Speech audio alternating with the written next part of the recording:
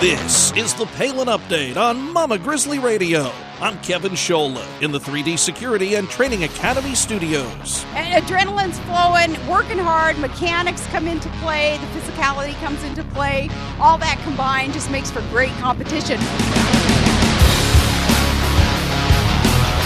It's that time again, Iron Dog season. And for the 22nd time, Todd Palin is tackling the toughest snow machine event in the world. Today, we hear from Todd Palin as he heads out on this incredible race. Sarah Palin leaves him laughing at Saturday Night Live's 40th anniversary special.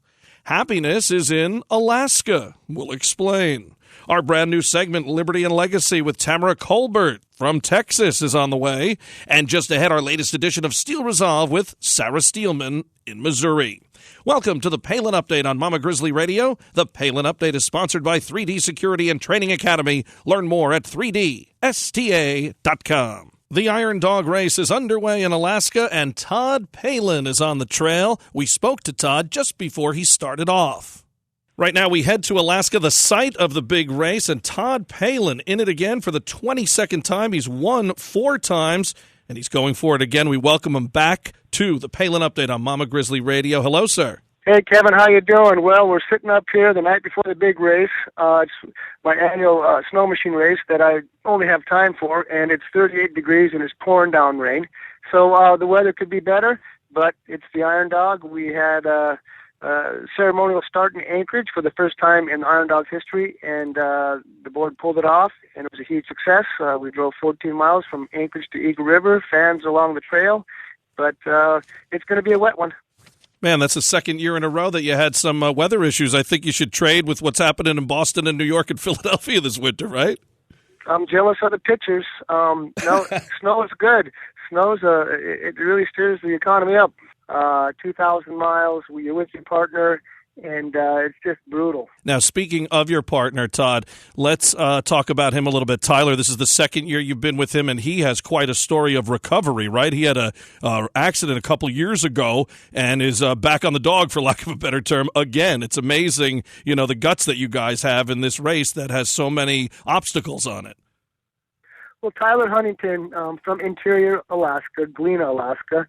His grandpa, Sidney Huntington, is a well-known, respected native elder, and Huntington name is just, known throughout the region. So he's definitely a celebrity in that area and other parts of Alaska. He started this race back in '07, and just in a short career, he's got a couple wins, a second, and on a practice run in 2012, he and his then partner, Evan Booth from Nome, were training, driving down to Shaktoolik, and he had a bad accident, and he rolled into a log at a high speed and just demolished his pelvic. And it's amazing that he's back up and running. But this race really means a lot to him, and it's most likely probably his last race because his range of motion, flexibility. It's time to get some parts replaced. But he's a great partner, good head on his shoulders, really mild mannered, and goes fast, and I just, our goal is to win and, get through this first rainy day. Hopefully it's just one day, but, one checkpoint at a time. How will the weather affect things? You mentioned that the weather this year is not ideal. You wish you had more snow instead of rain. How does that affect things for people who don't know about snow machines? Well, anytime that people talk about going riding in the winter, you think you're going to bundle all up and go out and cruise. In most cases, that's true. You're cruising at low speeds and you're not working. But back like '95, I think I lost 15 pounds in 1 week because it's just that much of a workout. I mean, you're moving that sled around, and you get in the woods and you're just working your butt off. And so it's a fine line of how to dress. If you overdress and you just start sweating, get dehydrated, that's not good during the race. So, like tomorrow, everybody's going to be kind of like, okay, what should I wear? What's the weather on the other side? But we wear climb gear, a Gore-Tex shell, and a couple underlayers, and that's one of the challenges dealing with the weather, because you could leave here at 40 above and you could get over to McGrath, it could be 15 below. Now, to give people an idea of just how grueling this really is, Todd, talk about the mileage and what it entails as far as you as a racer, as the machine, and as the distance, because physically, and I would assume mentally, too, you have to be ready for this. And those, you're a veteran, and it's still tough. So those who've done it, for the first time or coming out or, maybe not doing it and just looking at it may appear easier on the television than it is. Well, that's unique about the Iron Dog, and we've got a wide range of participants. We've got a couple father-son teams out there that are going to be very competitive, and a couple of fathers competing against their sons. So, it brings a broad spectrum to the starting line. It's just a brutal race, and the first day, everybody's goal is to get to McGrath. It's 360 miles away from the starting line. We're going through the most toughest terrain in the state, and we usually do that about 8 to 10 hours, and then we'll take a 12-hour layover and wake up middle of the night and do another tough section and get over on the Yukon and hopefully end up in Galena on day 2, Galena Monday morning, and then we do another 8-hour layover. And then the next day we wake up and take off and to get to the coast, Unalakleet, and then do another layover. And Tuesday sometime we'll head into Nome for halfway. So, comparing to the Iditarod mushrooms where it'll take record time is 8 days to get to Nome, we'll usually do it under 24 hours. Now, you've done this 22 times. You've won 4 times. What brings you back? Why do you keep doing it? And what's the difference in a winning race and one that didn't turn out how you wanted? Well, the support of my family. Sarah allows me to do this. She knows that, it's a healthy deal until like the last few days before the race. It gets kind of stressful because there's just a lot of moving parts that could break. A little 5/16 bolt could really, get you out of the race. But family support and, all in all, it's a good group of guys that participate in this race. We've got guys from Maine and Minnesota up here competing, so that's good. Today we finished up with our first ever ceremonial start in Anchorage, which was great. The weather was bad, but the Iron Dog, they were able to pull it off and get some snow hauled in and drove through the Elmendorf base and 15 miles out of town. And as far as I know, there's no accidents, but it was, what are we going to do? Drive 15 miles on no snow with our race sleds that we've been working on for 3 months, and we don't want to do that. But no, it was fine. They had snow, but it's it's one of those events that gets under your skin, and it's hard to pick away. And you mentioned Governor Palin's thoughts on the race. What about Trig and Track and the girls and your mom and the rest of the family? Everybody behind this. I guess you have to be doing it so many times, and it seems the excitement just doesn't wear. It seems every year, that juice is there again. Everybody's fired up. Well, last year we really prepared. We had to, put a lot of miles on training. The snow machines were riding good, and we thought we were going to really have a good run. And we had a mechanical issue that was, you can't really change out a crank out on the trail. You blow crank seal, crank bearing, so that pretty much knocks you out.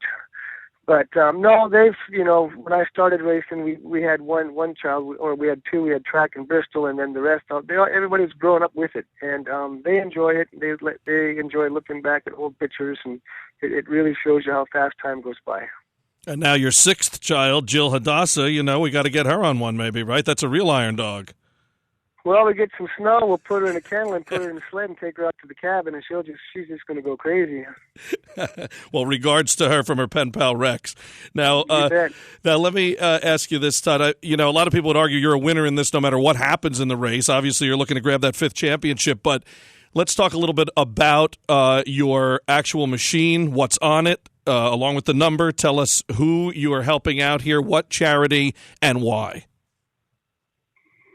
Well, I wouldn't be involved in this race if I didn't have good sponsors that allowed us to, participate in this race. And this year, the Outpost dealer in Fairbanks, they provided the sleds and a lot of other stuff.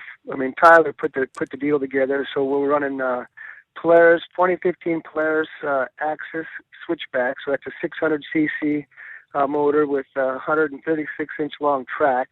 and we leave the motor stock because we're going 2,000 miles. You don't want to risk anything, and we both got a couple thousand miles on training, and they ran flawless. So, but no, we've got a lot of sponsors, and I just remember my buddy Chris Kyle. I almost had him up here moose hunting in 2012 after we both were on the Stars Earned Stripes. So I've got a big decal on our front of our snow machines that basically, supporting Chris Kyle and the Frog Foundation, because he died doing what he loved to do. And, he's just a great guy. I sent Taya a picture of the decal on the sled, so she was excited. But, in 2013, we honored him and carried his spirit across Alaska when we took 5th place with my old partner, Scott Davis. A lot of people talk about Chris Kyle right now, but you and the governor actually got to know him and, on Stars Earned Stripes and otherwise. What's it meant to you seeing the success of the movie American Sniper and the reaction from Americans? I mean, you have some of these dimwits like Michael Moore and Seth Rogen and these clowns, but mostly people have really been receptive not only to the movie, but, understanding that this is a hero. You have the new governor, Abbott in Texas, who was endorsed by your wife, having Chris Kyle Day in the Lone Star State the other day. I mean, that's got to make you feel great.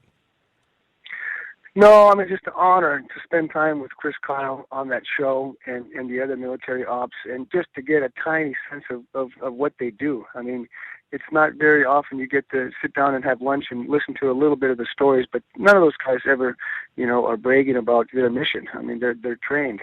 And, no, it's just an honor. And Clint Eastwood and Bradley Cooper, I mean, they just did an awesome job, I felt, in the American Sniper. And, just the short time that I was with Chris, Bradley Cooper really did his homework. And I'm sure that Taya really made sure that he represented her husband well. And when Chris was alive, he told us he had spoke with Bradley Cooper and said, "Hey, you better bulk up. I don't want a skinny guy, pretending to be me." Yeah, he certainly did. He did for that role. Unbelievable. Well, it's good to see that Chris Kyle's living on through things like this. And Todd Palin, always a gentleman, a great American in your own right. And we really wish you the best of luck here going for championship number 5 to you and Tyler. Above all, much safety. And we'll talk to you on the back end here of another Iron Dog race with Todd Palin and number 11.